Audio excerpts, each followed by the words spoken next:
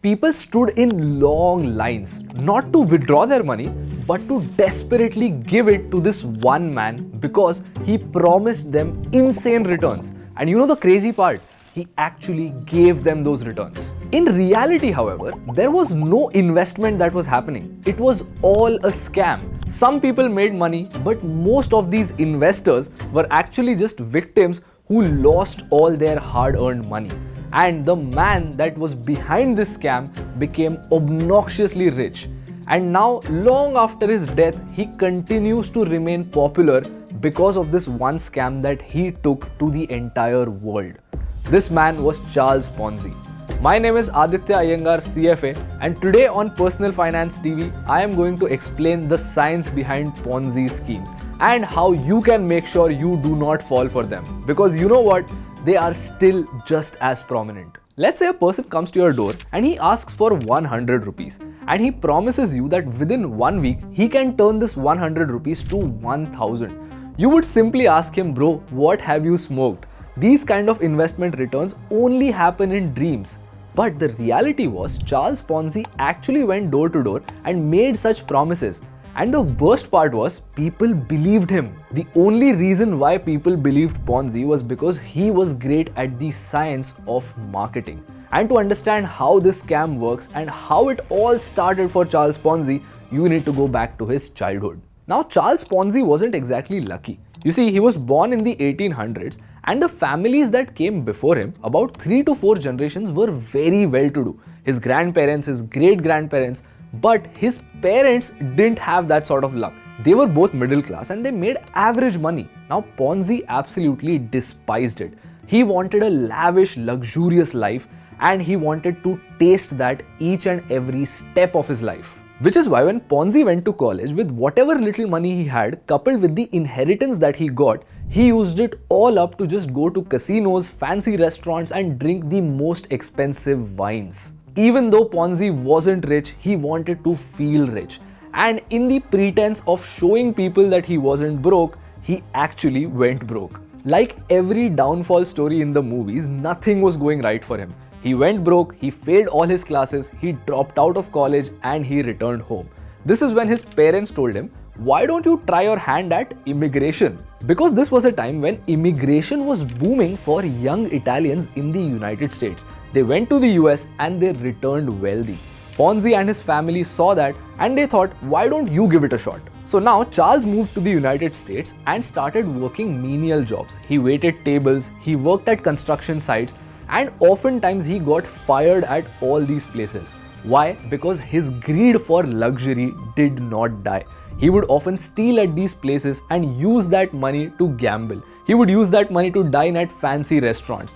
And oftentimes, because of these antics, he would lose his job.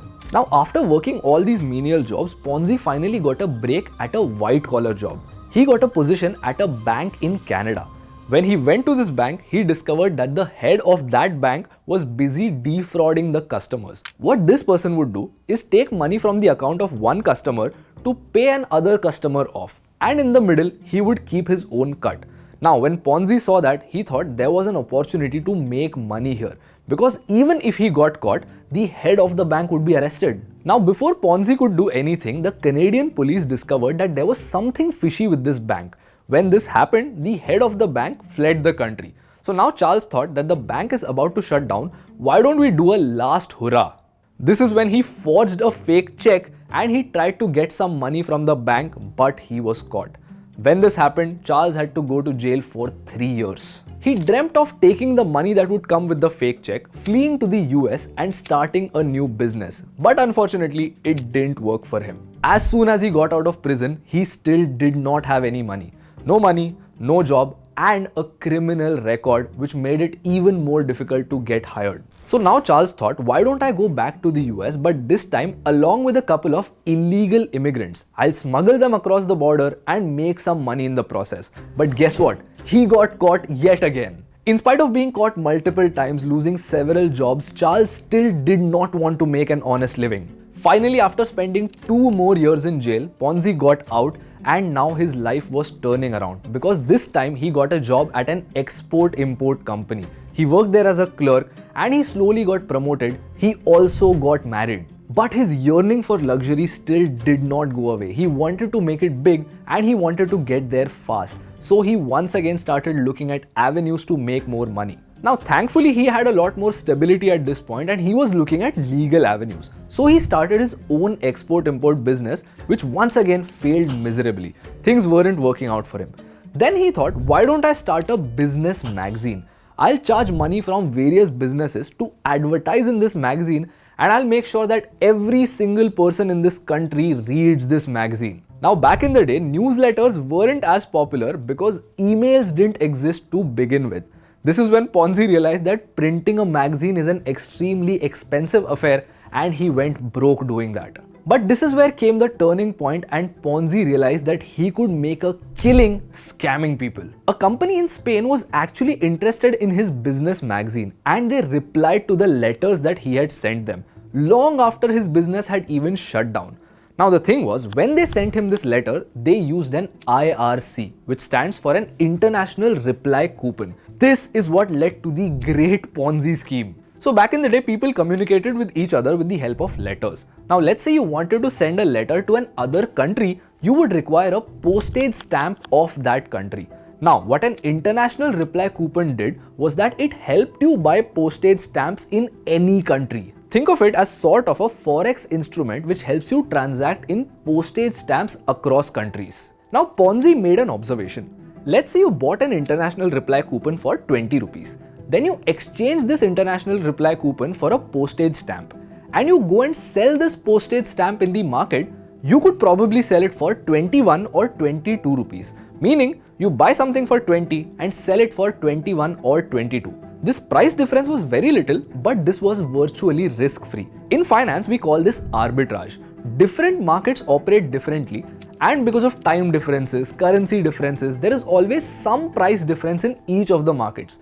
So let's say you buy gold in one market and sell it in another market, you could probably make some money, and this money could be risk-free. A simpler example would be to buy a stock on the National Stock Exchange and short the same stock on the Bombay Stock Exchange because there is a small price difference. Now, irrespective of where the prices go, they would obviously go in the similar direction. So at the end of the day, you could square off both positions and make a risk-free profit. Ponzi was doing the exact same thing with the help of International Reply Coupons and postage stamps. Now, there was a small problem. This arbitrage strategy actually worked for Ponzi, but it didn't work when it came to scale, because there weren't enough IRCs that were printed in a year to even make any real money from this strategy. But here's the secret. Ponzi just wanted people to believe that it worked, because this belief was going to be his key to actually become rich now and not just feel rich temporarily. So now what Ponzi did was he went to a bunch of people who were just like him, people who wanted money and people who wanted to get rich quick, and he promised them an absurd level of return. He explained them how IRCs work, and he told them that if you give me $1,000 today, I will give you $2,000 within a period of 90 days. That is a 100% quarterly return, which means on an annualized basis, this strategy would 16x your money. For context, the Indian stock market grows at an average of 11 to 13% a year. Sounds too good to be true, right? Because it actually was. So this is how Ponzi structured his scam. Many gullible investors gave him a lot of money because they all wanted it to double within a period of 90 days. So now let's say Ponzi got $100,000 from a bunch of investors. He would keep most of it for himself and then use the remaining bit to pay off his earliest investors. Now, there was a group of very early investors who went out and told people that Charles Ponzi took $1,000 from me and he gave me $2,000 in just 90 days. And you know what most of these early investors did? They gave him those same $2,000 back to make sure that he gave them $4,000 in 90 days. Every single person in this process was just as greedy, and the ones who actually saw their money multiply got even more greedy, and the best part was for Ponzi, they were his word of mouth advertisers. So this process kept repeating over and over again. Ponzi kept taking more and more money from new investors. The existing investors never cashed out because they were so happy with the profits, and they kept reinvesting all their money. And in this process, Ponzi got filthy rich. He bought a house, he bought a car, he moved into a bigger office, and everyone saw that Ponzi was a financial genius. He finally had the life he always dreamt of. All the luxuries of the casinos, the wine and the cars were finally his, and this time it felt sustainable. But the problem was, Ponzi schemes aren't exactly sustainable. There comes a point where it all collapses. This point is when the scammer runs out of new people to scam. Because let's say no more new investors are trusting Charles and all the existing investors decide to cash out, then he has no more money left to pay his investors. But you know the crazy part? Ponzi never ran out of people to scam. His marketing was genius. All the sophisticated investors who worked at Wall Street obviously didn't trust Ponzi, but the middle class did. He was an excellent conversationalist, and on top of that, he pretended to be a business tycoon who absolutely did not care whether he received people's money or not. He had the kind of mindset that if not you, someone else. I have no shortage of customers. And that's the reason people flocked at his offices, desperate to give him more of their money. At the beginning of this scam, only 18 people trusted Ponzi, and eventually thousands more came along. And at the peak of this scam, he was making more than $250,000 a day. Even if you don't adjust this amount for inflation, that is north of 2 crore rupees a day. And do you know the sad truth about money? The fastest way to lose all of it is to try and show other people that you have a lot of it. And that's exactly what happened with Charles Ponzi when the manager of Wall Street Journal, Clarence Barron, decided to investigate him. During Clarence's investigation, he realized that if Ponzi were to make $250,000 a day, he would need more than 160 million IRCs. But at that time, there were only 27,000 IRCs in circulation. So there was absolutely no way Charles Ponzi was legitimately making all this money. It had to be a scam. Clarence published all of his findings and this started to damage Ponzi's reputation. But Ponzi knew that reputation can be fixed with the help of marketing. It didn't matter if the business was legitimate or not, so he decided to hire a publicist. And this is where the problem got worse. Because even though any great publicist would be able to fix Ponzi's image, this publicist was an honest man. When he got to know what Ponzi was doing was illegal, he decided to expose him and Ponzi went to jail once again. In spite of defrauding thousands of innocent investors, Ponzi only got 5 years in prison.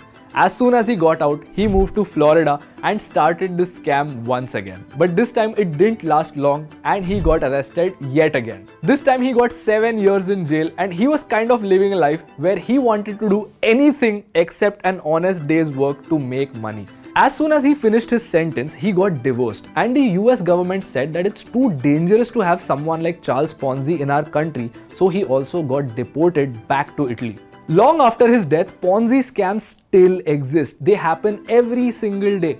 In fact, long before his death, many Ponzi scams existed. He was just the one who popularized them. If you go to the Wikipedia page of Ponzi scams, you would find a list of scams divided by time periods. A bunch of scams for 1800s, 1900s and the 21st century. But wait a minute, are people actually that stupid that they fall for something like this?